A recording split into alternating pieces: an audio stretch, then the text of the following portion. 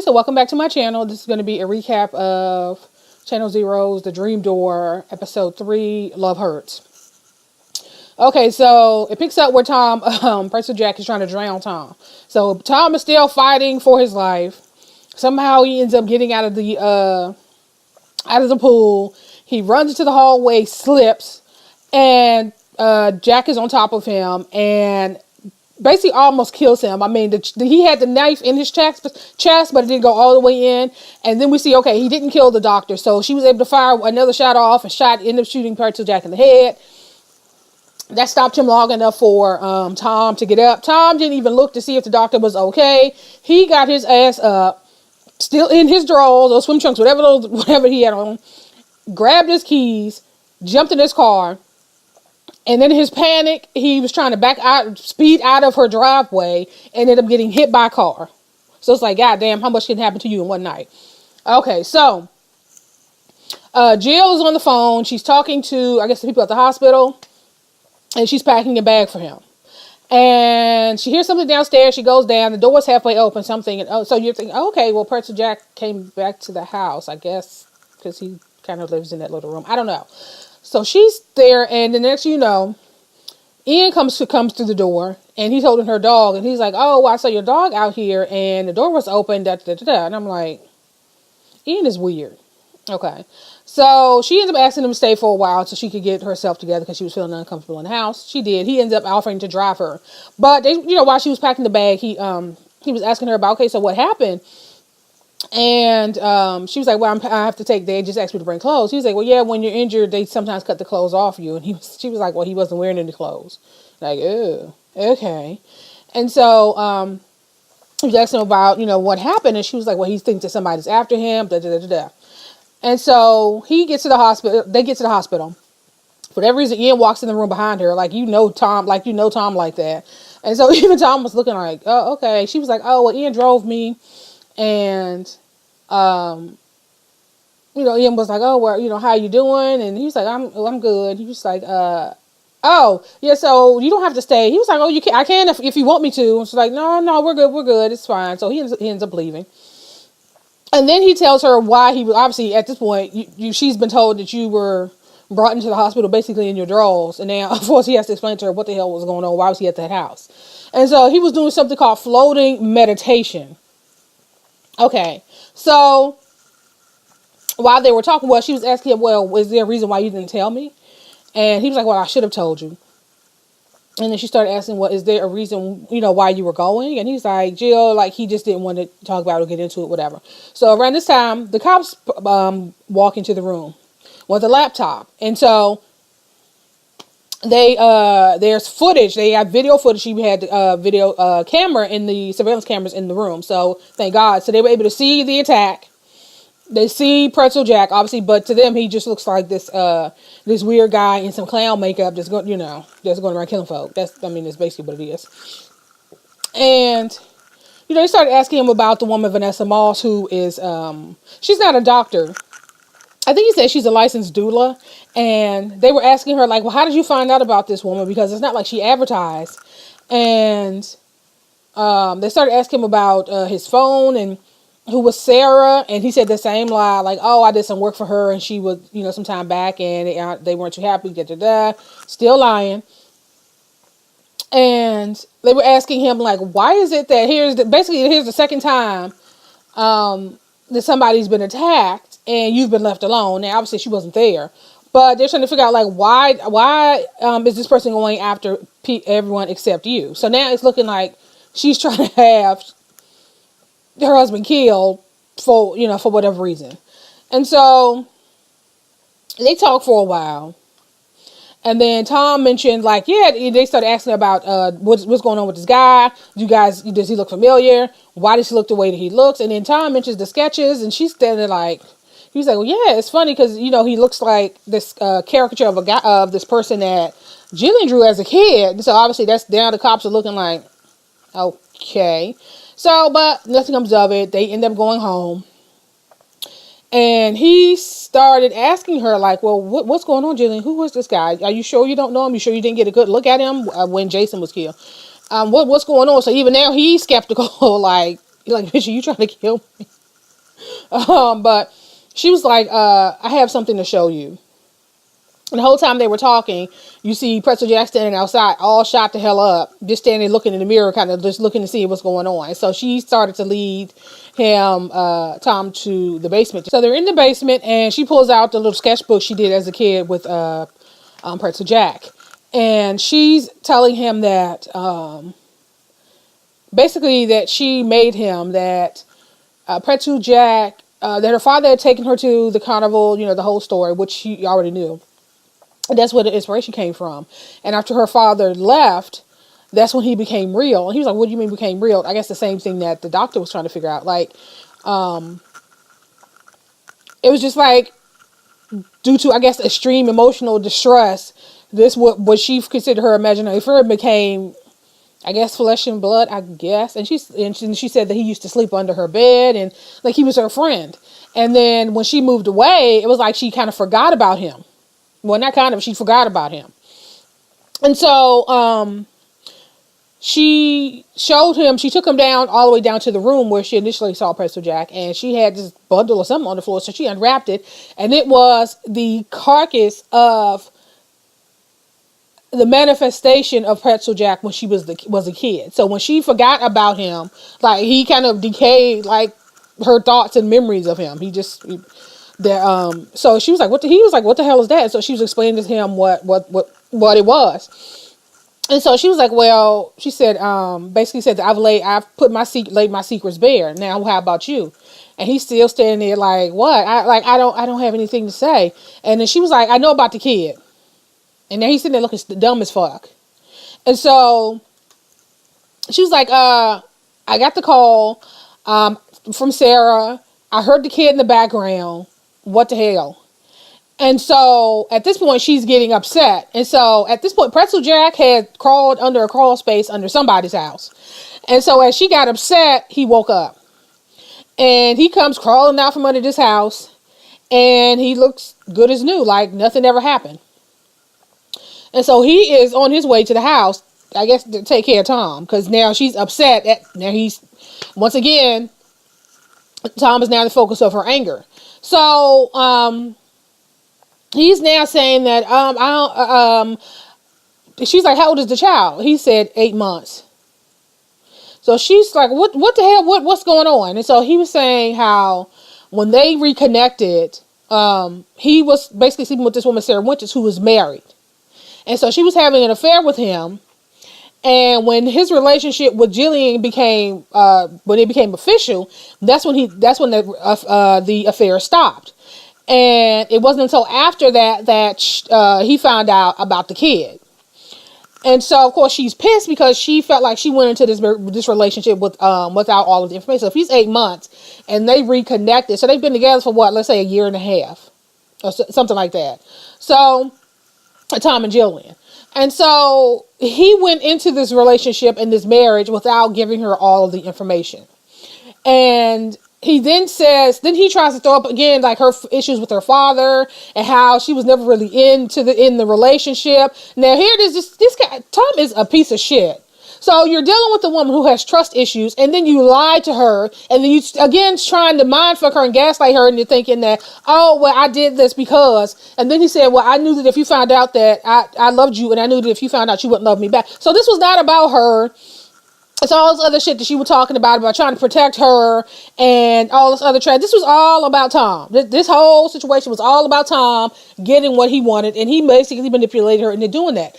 And to marrying him and getting into this relationship with him, and without telling her that he had this kid out there. So she was basically like, I don't think that we can go forward from this. And he's like, well, no, we can work it out. And she was like, no, I can't. No, we can't. Because basically, it's like, for all the emotional distress and upheaval that my father has caused me and emotional turmoil, you turn around and done the exact same thing, knowing my story.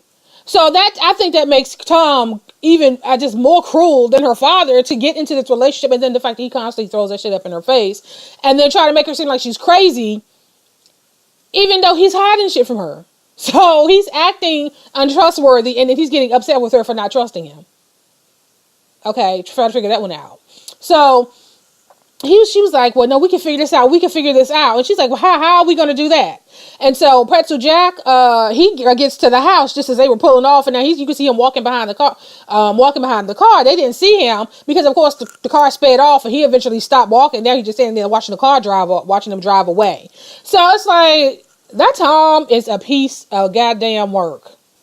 Okay, so they went to see Abel, her therapist, or what was her former therapist. And so they're sitting there, and he said he could refer her to another doctor and a marriage counselor. And he's like, basically, I don't see patients after they fire me, but since you seem to be in crisis, okay, what seems to be the problem? And so Tom started telling him that we're going through this, this huge thing, right? I kept a huge secret from her, and she found out about it, and she's upset, and we're trying to work through. Like, I don't know what they thought they was going to get from that one session, but anywho, she started talking about Pretzel Jack, and Abel started talking about was like, the whole point of love and relationships is you're both vulnerable and you're supposed to be able to trust each other and the whole da-da-da. And she said, you know what, that's all fine and good, but I want to talk about Pretzel Jack. And he was like, imaginary friends aren't real. And so Tom was like, no, we don't need to talk about that. And, Abel was saying, it's not real and we need to move past this. And so she started to get upset and frustrated because she felt like no one was listening to her the same way she did with Abel when she left the last time. Like, cause it's like she felt like she wasn't being heard. Even though, Tom was like, well, I can admit that there's somebody after us. Obviously, he was attacked. But to say that, it's stretched to think of it as just this person that just manifested all because you thought of it. That's just not how the world works, And she's like, why are you guys treating me like I'm a child? And he said, that's interesting. Abel was like, that's an interesting thing you said, because who has imaginary friends? He was like, children. And then there was this noise out in the hall, and he got up to go open the door, and she was like, wait a minute, I think Pretzel Jack's out there. And he was like, you know what? If I open this door and Pretzel Jack is not there, are we going to be able to move? Are you going to be able to move past this? And so he opened the door, and he went out, and it was just the janitor mopping the floor and just making a lot of noise with the damn bucket. Okay, so they go out and they see the janitor. The next thing you know, they hear this creaking and cracking, and they turn around back into the office. Pretzel Jack then squoze his ass up through the window into the doctor's office. And so now he's there, plopped on the floor, flopping like a damn fish, and then he stops and he looks up and looks at the doctor. And the doctor is like, he's trying to be for him, like, you need to get up, and you need to go back out the way you came, and you need to go his ass back out the window. And so the doctor, rational, is like, this is just some guy with some mental problems. So he's trying to talk to the guy, right?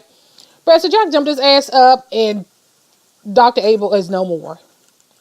He even killed his ass. You didn't see what he actually did to him, but you heard him screaming. And so Jillian and Tom made a run for it. And who pulls up? Like, oh, get in. Ian. Now I'm like, okay, wait a minute. First of all, how'd you know we were here? How did you know? Like, how did you know that we would need a getaway driver? Like, what's going on with you, Ian? Why are you following us? What, you got a phone tap? You got a house bug? What? How did you? What are you doing? But at that point, it was just after what happened to the doctor. They didn't even think about that. They just jumped in the car and he sped off. You can see Pretzel Jack running behind the damn car, and so they pull up to. Obviously, Ian pulled up to his house because he lived next door. Okay, so he wanted him to go into his house. And Tom was like, you know what? We got it from here. We can go. He was like, Ian was like, telling Jillian, I'm just like you. And, just come in so that we can talk. And Tom was looking at her like, okay, damn, you just as crazy as her. Like, what the hell? What have I got myself into? But you know what, you asshole. Okay, so they end up going into Ian's house, and they sit down and started talking. So, of course, Tom is looking at Ian like, you sound crazy as shit. He's not there. Like, he sound crazy. Come on, Jillian, let's get out of here. But he's explaining to her that these things, she's controlling these things in the house. She created Pretzel Jack, and he's like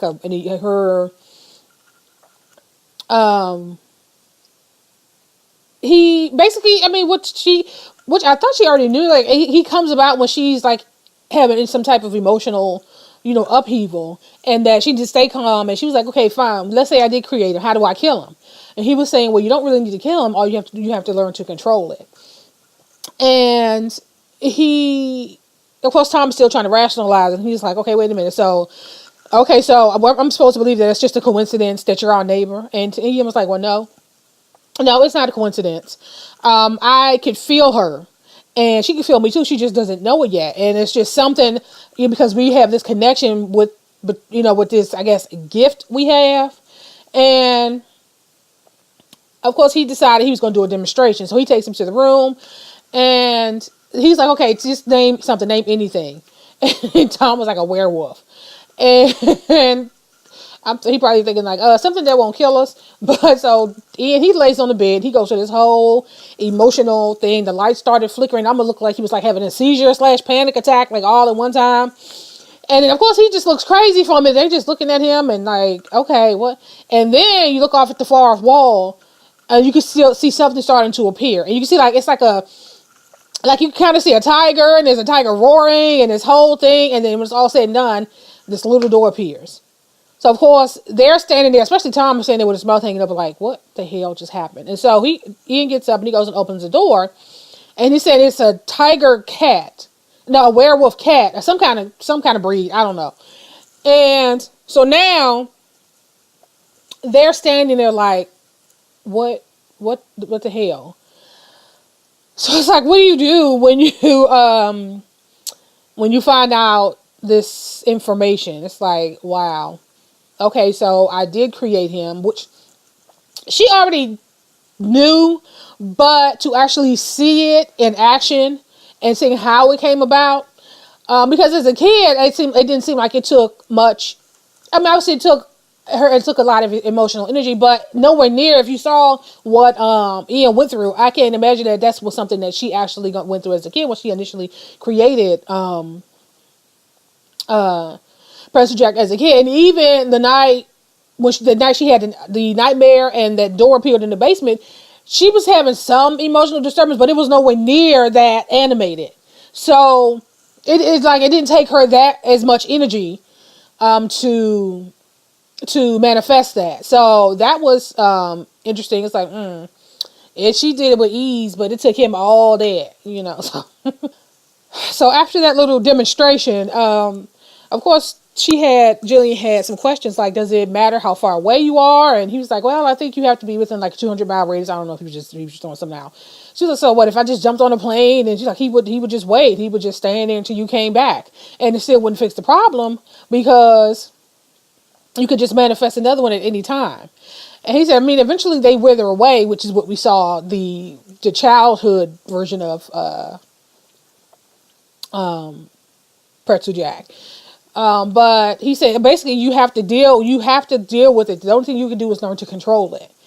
And so they go over to go over to the house, to their basement, back into that room, and the goal is to get to lure Pepper. Look, I keep trying to want to call that thing Pretzel Jack to the house. And so now they want to use Tom as bait. He's like, wait a minute, you want to save my life by using me? And so they started having a little heart to heart, and she basically said that she felt like they should have waited longer to get married. And of course she's like, well, what are you talking about? He said, I just felt like we should have taken more time to get to know each other. And he said, we've known each other for 20 years. And she said, no, we knew each other 20 years ago. But obviously, which is real, which obviously, people, 20 years, it's a long time.